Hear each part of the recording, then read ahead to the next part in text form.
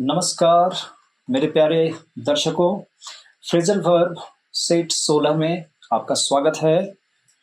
शुरू करेंगे बिना देरी किए आज के सेट को। चलिए, हमारा पहला question, do you ever pick dash hitchhikers. Hitchhikers किसको कहते हैं? वैसे तो हाइकर्स होते हैं जो बाइकर्स होते हैं, बस ऐसे नेमोनिक कह रहा हूँ। जो बाइकर्स होते हैं वो अक्सर घूमने के लिए, सैर सपाटे के लिए जाते हैं माउंटेन वाले जगहों पर। और ये हिच हाइकर क्या है? हिच हाइकर वो है जो लिफ्ट मांगते फिरते हैं, यानी फ्री राइड के चक्कर में रहते हैं वो। इनको हम कहते हैं हिच हाइकर। तो do you ever pick dash hitchhikers? क्या आप हिच हाइकर्स को लिफ्ट देते हैं? ऐसा ही कुछ होना चाहिए। चलिए, अब हम एक एक करके ऑप्शन को देखेंगे। Pick along. Pick along, pick along क्या है? मान लीजिए आप एक गिटारिस्ट हैं, और आप एक म्यूजिक प्ले कर रहे हैं, गिटार पे म्यूजिक प्ले कर रहे हैं। मैंने उस म्यूजिक को पकड़ा मीन्स अब मेरी समझ में आ गया कि रिदम आपका क्या चल रहा है। आपके रिदम को मैं पकड़ करके मैं आपके साथ अगर चलना शुरू कर दूं, it means I picked you along. मैं आपके म्यूजिक के साथ साथ प्ले करना शुरू कर दिया। इसका मतलब कि एक ऑर्केस्ट्रा वाली बात हो गई ना, कि आपके हिसाब से सुर में सुर मिला करके मैं भी बजाना शुरू कर चुका। यह है पिक अलोंग। तो पिक अलोंग तो आंसर में नहीं जाना चाहिए। हम दूसरे मीनिंग को पकड़ेंगे अब। दूसरा है पिक डाउन। पिक का मतलब पकड़ना एंड डाउन का मतलब नीचे करना। तो ये पकड़ा और नीचे उतारा। ये मान लेते हैं कि एक ऊंची सी अलमारी है, इसके ऊपर कुछ बॉक्सेस रखे हुए हैं। आप इसको पिक डाउन कर रहे हैं, पिक डाउन, नीचे ला रहे हैं। ये है पिक डाउन करना। इसका एक और मीनिंग भी होता है, उसको भी कर लेते हैं। पिक डाउन का दूसरा मीनिंग होता है, अगर हम कहें कि एक मैकेनिक है, वो मैकेनिक चाहे प्लम्बर क्यों ना हो, प्लम्बर भी हो सकता है कि खराबी कहाँ पे है, मैकेनिक कोई भी कार का हो या कंप्यूटर का हो। इन लोगों का काम क्या होता है कि प्रॉब्लम कहाँ पे है, प्रॉब्लम है क्या, उसको डायग्नोज करने हैं। वह में उनको डायग्नोसिस करके बताना है प्रॉब्लम कहाँ पे है। तो उसको नॉर्मली हम कहते हैं पॉइंट आउट करो। तो पॉइंट आउट करने का मतलब भी है वो पिक डाउन कर रहा है। He is reaching down to the problem. He is reaching down to the problem. Problem है कहाँ पे, उसी को पॉइंट आउट करता है, खोज के निकालता है। तो उसने क्या किया? पिक डाउन किया, खोज निकाला कि प्रॉब्लम यहाँ पे है। इस डाउन के साथ ना, पिक डाउन के लिए मैं आपको एक और हिंट दूंगा, उससे और क्लैरिटी आ जाएगी। Hunt down. हंट डाउन का मतलब है, अगर मैं कहूँ ये शिकार है कोई जानवर और ये है शिकारी कुत्ता हम मान लेते हैं, हाउंड मान लेते हैं इसको, हाउंड कहते हैं इसको। तो ये हाउंड जो है इसको पकड़ के डाउन कर दिया, मीन्स इसको, शिकार को इसने कब्जे में ले लिया मीन्स पकड़ लिया उसको। ये तो हंट डाउन जैसे किया कुत्ते ने, उसी तरीके से पिक डाउन किसने किया? मैकेनिक ने। क्लियर है दोनों मीनिंग? अब हम बढ़ेंगे आगे। पिकअप जैसा कि सेंटेंस पे हमने पहले चर्चा की थी, पिकअप का मतलब सबसे पहला तो लिफ्ट देना ही ले लेते हैं। चलिए, इसका और भी इसके मीनिंग है, वो भी देख लेंगे। पिकअप का मतलब होता है, अगर आप लर्निंग में अच्छे हैं, मीन्स आप अच्छे से लर्न करते हैं चीज़ों को, तो it means you are picking up well. तो इसका तीसरा मीनिंग इसी से निकल के आएगा, अगर आप लर्न करेंगे तो आप इम्प्रूव करेंगे। यस, ये भी इसका मीनिंग हो जाएगा। इसी से लगता हुआ मीनिंग है, अगर आप इम्प्रूव करेंगे तो आप अगर इल हैं, सिक हैं और आप इम्प्रूव कर रहे हैं, तो इम्प्रूव कर रहे हैं, सिकनेस से भी आप हेल्थ की तरफ बढ़ रहे हैं ना। इसका मतलब है कि आप हेल्दी हो रहे हैं, हील हो रहे हैं, हील मतलब स्वस्थ हो रहे हैं, तो आप अच्छा पिकअप कर रहे हैं। तो फिलहाल ये इसके साथ आ सकता है। अगला पिक इन। ये जो पिक वर्ड है ना, पिक इन के लिए बता रहा हूं आपको। पिक इन में पिक जो बनता है वो पेक से बनता है। पेक का मतलब होता है चोंच मारना, चोंच मारना, अगर हम वर्ब की तरफ इशारा करें तो। अदरवाइज बीक होता है चोंच, तो बीक तो चोंच, और पेक चोंच मारना। तो इसी इसी पेक से आपको बनाना है पिक। अब आते हैं पिक इन पे। पिक इन क्या है? ये है दीवार और ये है ज़मीन। आपने जो है क्या किया, कोई चीज़ खोजने के लिए, मान लेते हैं कि आप आर्कियोलॉजिस्ट हैं, तो आर्कियोलॉजिस्ट हैं तो दीवार में छेद करनी थी आपको, तो you started picking in. Picking in, आपने दीवार में छेद करना शुरू कर दिया। अब कोई बर्गलर होगा, बर्गलर सेंधमार जिसको कहते हैं, सेंधमार, सेंधमार है, वो भी दीवार में छेद करेगा ना, तो वो भी पिक इन करेगा। दूसरा, ये तो हमने वर्टिकल के लिए किया। अब हॉरिजॉन्टल, जमीन के अंदर भी अगर आप छेद करते हैं तो हम उसको भी पिक इन कहेंगे। पिक इन, आप पानी के लिए या खनिज के लिए या खजाना ढूंढने के लिए या कुछ छुपाने के लिए जमीन में गड्ढा कर रहे हैं, तो आप पिक इन कर रहे हैं। यानी चोंच, चोंच कोई भी औजार है जो चोंच की तरह काम कर रही है गड्ढा खोदने का। अब इसका एक और भी मीनिंग आपको बता दूं, पिक इन का एक और भी बढ़िया आर्टिस्टिक मीनिंग है इसका। पिक इन वहाँ पे करते हैं जब कोई आर्टिस्ट है, वो जैसे पेंट ब्रश है ना, ये इसका मैंने बना दिया पेंट ब्रश। ये पेंट ब्रश का इस्तेमाल किस में करेगा? पेंटिंग करने में। ये कैनवास पे जब पेंटिंग बना रहा है, जैसे शैडो का उसको दिखाना है, शैडो दिखाना है, शैडो, शैडो दिखाने के लिए वो इसी चोंच का, ये ब्रश उसके लिए चोंच हो गई। पीक, पेक, बीक, ये जो किनारा है पीक है इसका, यही पेक है, चोंच का काम करेगी और इससे ये पेंट करेगा। तो ये भी होता है पिक इन का मतलब। तो इसमें हम आंसर लेकर के चलेंगे पिक अप ना। चलिए चेक करते हैं। ठीक है, पिक अप। क्वेश्चन नंबर 2 है आपका, he is still, sorry, he still sucks his thumb. अभी तक वो अंगूठा चूसता है। He still sucks his thumb, darling. Yes, I know. It's strange. I thought he would have dashed it by now. अब जब ये हैव है, नॉर्मल सी बुद्धि सबसे पहले लगाएंगे। अगर हैव है तो V3 आना ही चाहिए, तो आना ही चाहिए। तो हम एग्जाम में अगर हैं तो सीधे सीधे इसको हटा देंगे, क्योंकि ये स्टॉप्ड नहीं है। गेट है, इसको भी हटा देंगे, V3 होना चाहिए। तो V3 के हिसाब से तो यही आंसर हो जाएगा। ये भी नहीं होगा क्योंकि टर्न तो है नहीं। तो अब आंसर ये पक्का हो जाएगा, पक्का आंसर यही है। लेकिन अब हम चेक करेंगे सारे मीनिंग को। क्या पता अगर जो है आपको ये स्टॉप्ड दे दिया होता तब तो हम फंस जाते ना, इसीलिए स्टॉप्ड अगर कर देता सिर्फ V3 के एवज में आपका आंसर मिल गया, नो डाउट। लेकिन अब हम चेक करेंगे स्टॉप ऑफ का मतलब क्या हो गया। स्टॉप ऑफ, स्टॉप, आप रुक रहे हैं ऑफ के लिए। ऑफ का मतलब हम मान के चलते हैं ब्रेक। आपको एक ब्रेक चाहिए, आप एक लंबी जर्नी पे जा रहे हैं। मान लेते हैं कि आप बस से जाते हैं कभी और 20 घंटे का रास्ता है, चलिए 15 से 20 घंटे का रास्ता है, तो वहाँ पे जो है बस क्या करती है, स्टॉप ओवर लेती है, स्टॉप ओवर लेती है, या स्टॉप ऑफ करती है कुछ कुछ देर के लिए, एक आपको ब्रेक देने के लिए। ये है स्टॉप ऑफ। तो स्टॉप ओवर भी साथ के साथ आप ध्यान रखें। स्टॉप ओवर, जैसे कहें कि दिल्ली से एक फ्लाइट चली और ये पटना जाना था, तो दिल्ली से पटना डायरेक्ट ना जाकर के वो रांची में थोड़ा स्टॉप ओवर लेती है और फिर उसके बाद जो है पटना वापस आती है। तो ये स्टॉप ओवर हो गया। और स्टॉप ऑफ क्या है, आप एक ब्रेक लेते हैं जर्नी में कुछ और काम करने के लिए, वहां पे लगाएंगे स्टॉप ऑफ। होप ये क्लियर हो गया होगा। अब आते हैं दूसरे पे। चलिए, get out of. Get out of as such कोई फ्रेज नहीं है, लेकिन इस्तेमाल चलिए कर लेते हैं। Gate out of the mess, gate out of it हम कहते हैं, gate out of it. It क्या है, एक मेस है, मीन्स ये जो परेशानी है ना, इससे अपने आप को बाहर करो। तो get yourself out of it.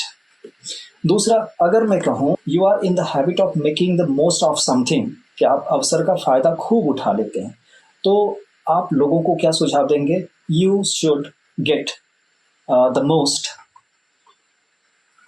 Out of any opportunity, कि कोई भी अपॉर्चुनिटी आपको मिले ना उसका खूब फायदा आप उठाएं। तो get the most out of any opportunity, किसी भी अपॉर्चुनिटी का ज़्यादा से ज़्यादा फायदा उठाएं। ये है गेट आउट ऑफ। और नॉर्मली आप स्पोकन में कहते हैं ना gate out of my site, gate out of my room, ऐसे करके वो भी कह सकते हैं। तो ऐसा चीज कोई फ्रेज नहीं है। Next, grown out of. Grown grow से बन गया ना, ग्रो। अब grow out of, grow out of. Grow का मतलब ग्रोथ। ग्रोथ और वेजिटेशन में क्या अंतर है? वेजिटेशन का मतलब होता है हो गया कि जो अपने आप बढ़ गया, और ये नेगेटिव भी कह सकता है, इसमें कोई पॉजिटिविटी वाली बात नहीं है। लेकिन ग्रोथ का मतलब है बुद्धि के साथ, आप बुद्धि के साथ बढ़ते हैं, इसको रियल ग्रोथ कहते हैं। है ना कि जो बढ़ता है, एक कहावत कही जाती है, grow up, don't just vegetate, कि सिर्फ बढ़िए मत, नेचुरली जो अपने आप होता है सिर्फ वो नहीं होना चाहिए। You must have some growth in you, कि आप में असल में वृद्धि भी होनी चाहिए। तो अब आते हैं grow out of. Grow out of का मतलब ये हो गया, सपोज कीजिए आप जब 5 साल के थे, उस समय जो आपकी शर्ट थी, 5 साल की उम्र में जो आप शर्ट पहनते थे, क्या आप 12 साल में पहन पाएंगे? आपका जवाब होगा no, because you have grown out of it. You have grown out of it. ये शर्ट इतने साइज की थी तो आपको फिट आ जाती थी, ये आप रहे, आपको फिट आ गई। लेकिन अब ये शर्ट है इतनी बड़ी ही, लेकिन आपका सिर इतना बड़ा हो गया, आपका हाथ इतना लंबा हो गया, आपके पैर इतने लंबे हो गए, तो ये शर्ट आपको फिट नहीं आएगी ना, because you have grown out of it. Done. तो ये ग्रोन आउट ऑफ इट। और जब आप ग्रो आउट ऑफ इट, जब आप इतने बड़े हो गए, तो आप पुरानी आदत जो है, पुरानी आदत, आप उसको भी तो छोड़ेंगे। अंगूठा चूसने की आदत, ये तो बचपन की आदत है, तो उसको भी छोड़ना। यही इसका दोनों मीनिंग है, एक बड़ा हो जाना और दूसरा पुरानी आदत को छोड़ देना। तीसरा हो गया, अब चौथे को लेंगे, turn away from. Turn away, घूमना, टर्न घूमना, अवे दूर, फ्रॉम समथिंग, किसी चीज से। ये रहा मैं, ये रहे आप। आपने मुझे देखा and U turn your face away from me, आपने मेरी तरफ से अपना चेहरा हटा लिया। इस तरीके से आप कहीं भी इसका इस्तेमाल कर सकते हैं। ये भी कोई ऐसा वो फ्रेज, स्टैंडर्ड फ्रेज है नहीं। आप इसका इस्तेमाल नॉर्मल कर सकते हैं कि I turn my self away from smoking. आपने स्मोकिंग से अपने आप को दूर कर लिया। ये स्मोकिंग में पहले करते थे लेकिन अब नहीं कर रहे। करते करते आपने इसको गिव अप कर दिया और आप अपने आप को इससे दूर कर रहे हैं। ये है turn away from something. Third question हमारा है, he ran for the bus but it pulled dash from the stop just as he got there. जैसे ही वो वहां पहुंचा बस चल पड़ी। कुछ ऐसा ही बोलना चाह रहा होगा। ये रैन फॉर द बस, वो दौड़ा बस को पकड़ने के लिए, लेकिन इतनी देर में जब तक वो पहुंचता बस जो है चल पड़ी। तो अब देखते हैं इसका कि पुल बैक होगा कि पुल अवे होगा कि पुल ओवर या पुल अप। चेक करते हैं एक एक करके। आइए, पुल बैक। हम अगर पुल बैक की बात करते हैं, कभी बॉटम्स अप आपने सुना है? तो बॉटम्स अप, अगर कोई ड्रिंक करता है, ड्रिंक अल्कोहलिक ड्रिंक, तो एक सांस में जब कोई पी जाए तो ग्लास अभी जमीन पे ऐसे रखा हुआ है, टेबल पे ऐसे रखा हुआ है, लेकिन अगर कोई एक बार में ही पी जाए एक ही घूंट में, इन वन स्ट्रेच, तो ये है बॉटम। ये बॉटम है, ये बॉटम अप हो गया कि एक ही घूंट में उसने पूरा का पूरा ग्लास खाली कर दिया। ये बॉटम अप, तो बॉटम्स अप। तो ये जो बैक है, ग्लास का बैक वाला हिस्सा, ये सामने आ गया ना। अब हम वहीं से चलते हैं पुल बैक को लेकर के। तो बॉटम्स अप आप याद रखेंगे। अब आते हैं पुल बैक पे। पुल बैक ड्रिंक के सेंस में लेंगे और बहुत जल्दी, मतलब आप इसको ये कहना क्विकली जब आप ड्रिंक पी लेते हैं, यानी यू आर पुलिंग बैक, यानी you are drinking too quickly. Done. आगे अगला हमारे पास है pull away. You reach the station, आप स्टेशन पहुंचे। स्टेशन पे आपने क्या देखा कि गाड़ी चल पड़ी और आप पीछे से गाड़ी को जाते हुए देख रहे हैं। तो आप इसको कहेंगे गाड़ी स्टीम ऑफ कर गई, स्टीम ऑफ। गाड़ी स्टार्ट हो गई, स्टीम ऑफ यानी स्टार्ट हो जाना या चल पड़ना। तो पुल अवे। अब इस सेंटेंस पे आते हैं, he ran for the bus but it pulled away, लेकिन ये थोड़ी दूर हो गई। दूर होने का मतलब गाड़ी स्टार्ट हो गई। ओके, तो यही आंसर होना चाहिए इसका, पुल्ड अवे। अगली मीनिंग पे आएंगे, पुल ओवर। पुल ओवर में आ जाते हैं हम सड़क पे। आप कार से जा रहे हैं, चलिए ये कार बना दिया।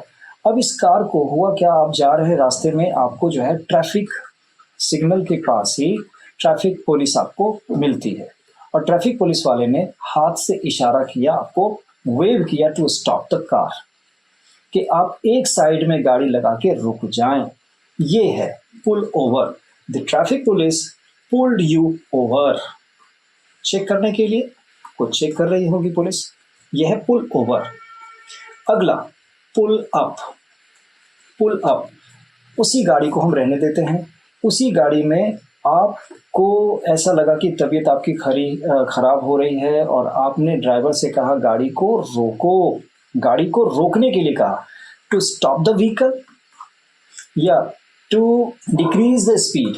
आप स्पीड को डिक्रीज करने कह रहे हैं कि स्पीड कम करो या गाड़ी को रोको, इसको हम कहेंगे pull up. Pull up, done. यहाँ पे पुलिस वाले ने रोका और यहाँ पे आप खुद रोक रहे हैं। और पुल अवे में क्या है, गाड़ी मूव कर गई, मूव अहेड, आगे गाड़ी घूमी, गाड़ी चल पड़ी। तो आंसर इसका यही पुल अवे लेते हैं। ओके, चौथा क्वेश्चन है हमारा, I try to keep dash the latest fashions by going to lots of shows in London. मैं कोशिश करती हूँ कि लेटेस्ट फैशन से अपडेटेड रहूं। हम कहते हैं ना अपडेटेड रहना, यानी सारी जानकारी हमारे पास। कीप अब्रेस्ट विथ, जैसे इसके लिए एक इडियम है, keep abreast with. Keep abreast with, नवीनतम जानकारी आपके पास हो, अद्यतन अद्यतन जानकारी आपके पास हो, आप अप टू डेट ज्ञान को आपके पास रखें, मीन्स अपडेटेड रहें, ये जो है। डन। तो कीप अप विथ का मतलब यही हो जाएगा कि मैं अपडेटेड रहती हूँ। कैसे हम तभी अपडेटेड रह सकते हैं जब हम लंदन के मतलब फैशन शो में जाते रहेंगे, तभी तो फैशन के बारे में जानेंगे। तो जैसे आप करंट अफेयर्स के बारे में जब पढ़ते रहेंगे तो आप अपने आप को अपडेट कर रहे हैं। डन है। चलिए अगला लेंगे। तो ये आंसर तो कीप अप विथ हो सकता है, बाकी अलॉन्ग विथ देखते हैं। चलिए, keep along with. Keep along with, keep along with, ये कम अलॉन्ग से बनता है।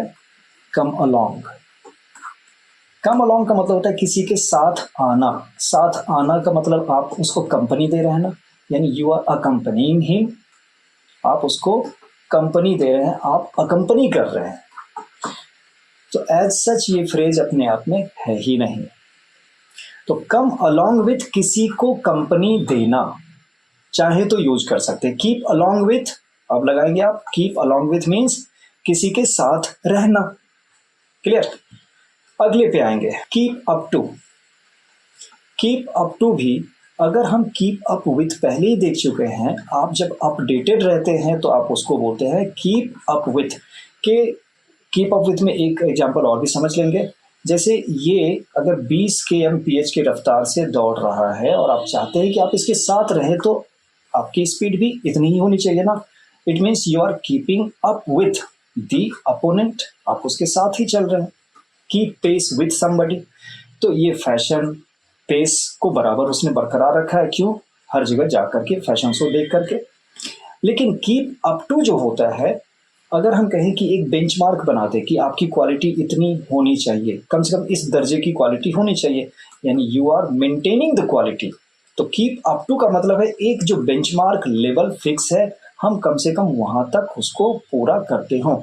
तो फुलफिलिंग द क्वालिटी ऐसे करके होगा, keep up to the mark. Keep up to the mark या बेंचमार्क हम कह सकते हैं उसको।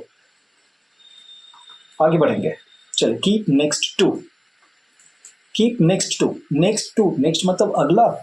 जब नेक्स्ट का मतलब अगला है, अगर आप जो है कोई ऐसे इलाके में रह रहे हैं जहां जंगली जानवरों का खतरा है, तो आप सोते समय आप क्या करेंगे? आप अपने बगल में हो सकता है पिस्तौल रखें या डंडा रखें या बंदूक रखें, कुछ रखेंगे ना जंगली जानवरों से रक्षा करने के लिए, अपने आप को डिफेंड करने के लिए।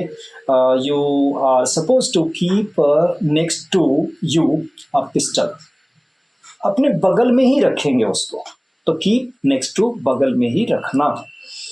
आंसर चेक करेंगे, चलिए keep up with. Okay, last question हमारा है Manchester United's chances of going to the final of the football association cup were ended when they were knocked dash by Liverpool in the semifinal. Semifinal में जाने के पहले ही उनको Liverpool वालों ने knock क्या कर दिया, बाहर कर दिया होगा, एलिमिनेट कर दिया होगा, एलिमिनेट। आते हैं अब देखेंगे फ्रेज, क्या नॉक बैक होगा?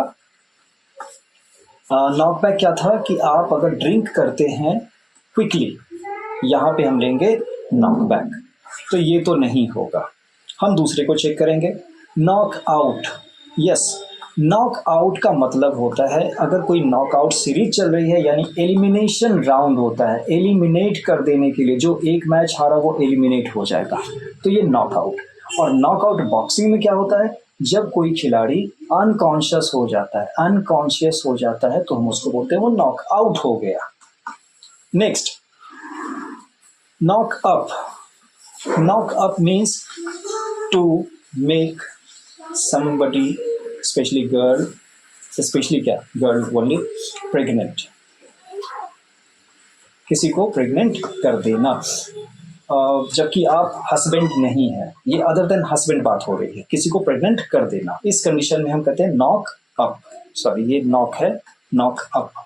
अगला नॉक अवे, क्या है ये, knock away. Yes, knock away में आप ये समझें, आप नॉक कर रहे हैं, खटखट कर रहे हैं हाथ से, मान लिया हाथ से आपने खटखटाया, एंड अवे, अवे मीन्स दूर। एक छोटा सा सकड़ा रास्ता है, इधर पेड़ की टहनियाँ लटकी हुई हैं इधर उधर, and you are making your way through it, आप इसके थ्रू रास्ता बनाने की कोशिश कर रहे हैं। तो आप क्या करेंगे, चलते चलते ये टहनी को हाथ से हटाएंगे, इधर से रास्ता बनाने के लिए इस टहनी को आपको हटाना पड़ेगा, यानी यू आर नॉकिंग अवे, आप टहनियों को नॉक अवे कर रहे हैं, so that you can make through the path, कि आप रास्ता बना सके। तो नॉक अवे मीन्स किसी चीज को अवे करना हाथ से, फोर्सिबली। तो आंसर इसका मिलाएंगे, क्या होना चाहिए, knock out, knock out. Okay है, तो ये सेट यहीं समाप्त। मिलते हैं अगले वीडियो में।